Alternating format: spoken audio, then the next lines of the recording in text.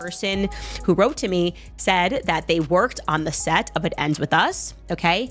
And that the villain in this entire story is not Blake Lively, it's not Justin Baldoni, but it is Ryan Reynolds. Hollywood was abuzz, not with the usual pre-release excitement, but with a palpable tension surrounding It Ends With Us.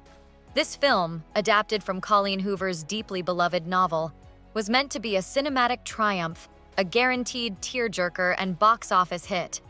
Casting Blake Lively and Justin Baldoni seemed like a stroke of genius, a perfect pairing of star power and directorial sensitivity. Initial glimpses from the set reinforced this perception of harmony, Lively and Baldoni radiating warmth and collaboration. Even Ryan Reynolds, Lively's supportive husband and a comedic force, publicly championed Baldoni, solidifying the image of a project blessed from the start. Production commenced under a cloud of optimism. Yet beneath the surface of carefully curated appearances, a subtle discord began to vibrate, a low hum of unease that hinted at the impending storm, the legal and PR battle about to erupt. Justin says that Blake was determined to make him the real-life villain in her story because she wasn't doing well on the promo tour for the movie. It was very tone-deaf. Her hair care line wasn't doing well. She was trying to sell booze while talking about domestic violence. Justin says the war between himself and Blake really started in May 2023 when they started shooting the movie. He claims that she was organizing a takeover strategy. The carefully constructed facade of on-set harmony began to crack during the It Ends With Us promotional phase in late 2024. The New York premiere, typically a celebration of cast unity, felt strained.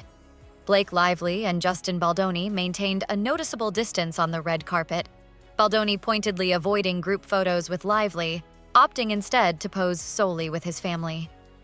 Entertainment journalists, attuned to Hollywood's subtle signals, sensed a growing rift. A production insider ominously whispered to a magazine, "All is not what it seems." Few understood this was merely the calm before a storm, the prelude to a Hollywood scandal that would expose raw conflict and tarnish reputations.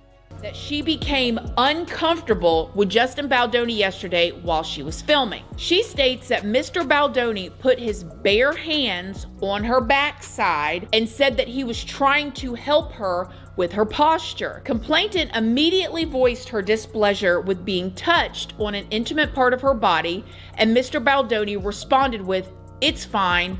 I'm totally hot for my wife," in a dismissive tone. December 20th, 2024, marked the eruption.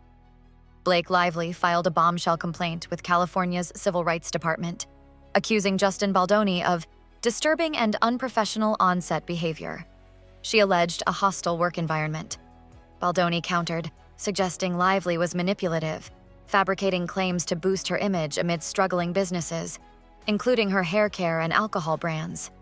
However, Lively's complaint detailed disturbing incidents.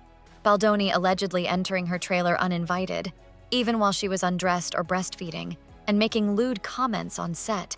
The most explosive claim involved an intimate scene where Baldoni allegedly whispered, "It smells so good," down her neck, and then dismissively retorted, "I'm not even attracted to you," when she objected. This allegation ignited a firestorm in Hollywood. And that's part of the point that Justin's team is making in kind of complying with what they're viewing as threats made on her behalf against Justin is like, well, there's this financial consequence to everything in addition to the strike consequences too, right? So they filmed May to June, then shut down for the strike, and then they were down until January. But I think that the strike lifted in November, but then she had all these return to work provisions. Lively's accusations extended beyond on-set incidents to a post-filming smear campaign. She named publicists Jennifer Abel and Melissa Nathan and crisis manager Jed Wallace as co-conspirators, claiming they launched a digital army to damage her reputation, planting negative stories online and on social media to portray her as difficult and unprofessional. Lively argued this campaign severely damaged her businesses, causing sales of her Blake Brown hair care line to plummet by 56 to 78% and negatively impacting her beverage brands. She also detailed an incident where Baldoni allegedly touched her backside, supposedly correcting her posture, dismissing her discomfort with a crude and dismissive remark about his wife. Baldoni's team vehemently denied all accusations, setting the stage for a bitter legal and PR war. He told us that Justin Baldoni claims she tried to take over his movie because she has a history of saying, okay, I'll be the star, but what I secretly want to do is direct it and edit it and produce it. I want all the roles for me and only me. I want full control because I am a controlling bully. That Justin Baldoni, ultimately, by the time they got to the premiere, was mandated by Blake Lively to spend the night in the basement away from his co-stars and didn't even get to see the final cut of his own movie because Blake Lively insisted that she be the one to approve it. Brian Friedman, Baldoni's lawyer, dismissed Lively's claims as false, outrageous, and intentionally salacious, asserting nothing inappropriate occurred, and any media responses were purely defensive. Despite these denials, initial public and industry sentiment leaned towards Lively. The New York Times published an investigative report detailing Lively's allegations, lending significant credibility to her account. Baldoni's agency, WME, swiftly dropped him. Hollywood's message was clear. Allegations of **** and retaliation would be taken seriously. Facing career damage, Baldoni launched a counteroffensive, including a $250 million lawsuit against the New York Times for libel, escalating the conflict. Was what Blake says, a conversation that she heard had taken place with Steve Sarowitz. Steve Sarowitz is the head of Wayfair Studios. He is the co-founder of Wayfair Studios, along with Justin. And she says in this lawsuit that, and it's interesting, she says, this is what I heard, he said, but it's presented as a quote in the lawsuit. She says that Steve said, I will protect the studio like Israel protected itself from Hamas. Baldoni's lawsuit against the New York Times accused them of biased reporting, claiming they selectively presented information to mislead readers. He included text messages intended to show Lively had invited him to her trailer, contradicting her narrative of intrusion. His larger counterattack was a $400 million lawsuit against Lively, Ryan Reynolds, and Lively's publicist, accusing them of defamation, extortion, and business interference. This lawsuit portrayed Lively as the aggressor, alleging erratic behavior, attempts to control the film, and fabrication of a narrative to blame Baldoni. He even claimed Lively hadn't read the source novel, leading to poor creative choices, and that she attempted to usurp his directorial authority. Lively's legal team swiftly condemned this lawsuit as a desperate and sexist retaliation for speaking out. In Blake's first amended complaint, Blake changed what she alleges about what happened while filming the slow dance scene, now that the footage has been released for everyone to see. So what they're saying is, now that, Justin Baldoni shared the truth of what it looks like, they're no longer making the same claims. Previously, they said Miss Lively was filming a slow dance scene for a montage in which no sound was recorded. Of course, Justin proved there was sound. Mr. Baldoni chose to let the camera roll and have them perform the scene, but did not act in character as Ryle. Instead, he spoke to Miss Lively out of character as himself. A fierce PR war accompanied the intensifying legal battles. Baldoni launched a website to disseminate his version of events, posting evidence including texts, emails, and a detailed timeline. He asserted Lively had tried to seize control of the movie, aiming to direct and edit it herself, portraying her as a controlling and bullying figure.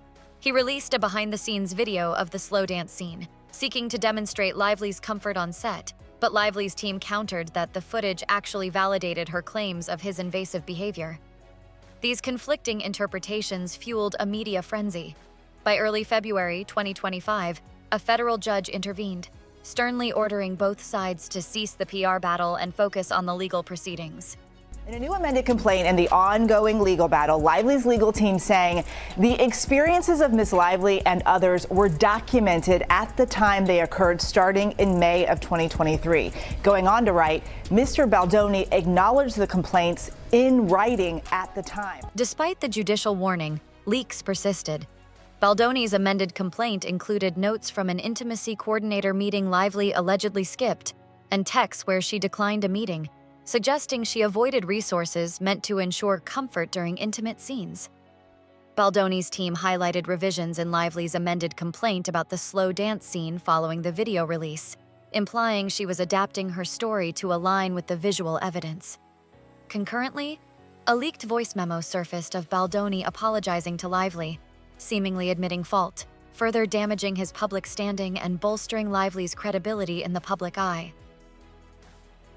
Dear Judge Lyman, as counsel for Wayfarer Studios LLC, Justin Baldoni, Jamie Heath, Steve Sarowitz, It Ends With Us Movie LLC, Melissa Nathan, the Agency Group PR LLC, and Jennifer Abel, collectively the Wayfarer parties, we write to advise the court of an issue that the Wayfarer parties wish to address at the upcoming conference on Monday, February 3rd, 2025. Justin Baldoni suffered immediate professional repercussions. WME terminated his representation, and his podcast, Man Enough, lost its co-host. His lawyer lamented that the accusations had scorched him and his associates, making it nearly impossible to combat negative public perception.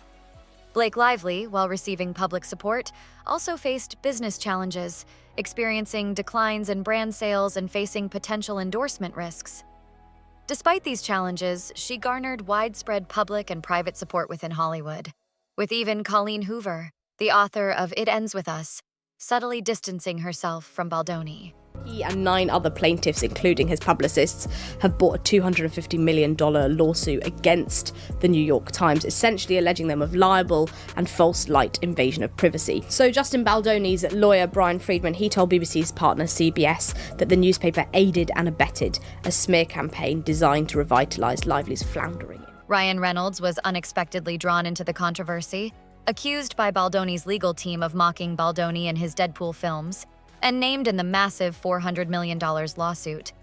Reynolds maintained public silence, but was depicted in court documents as a behind-the-scenes protector of Lively, allegedly confronting Baldoni and pressuring studios against him.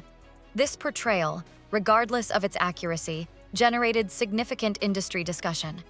As the lawsuits moved towards a consolidated trial set for March 2026, and Baldoni's lawsuit against the New York Times continued, Hollywood remained captivated, awaiting the uncertain resolution of this high-stakes legal and reputational clash, a stark reminder of power dynamics, accusations, and the enduring impact of the #MeToo era within the entertainment industry.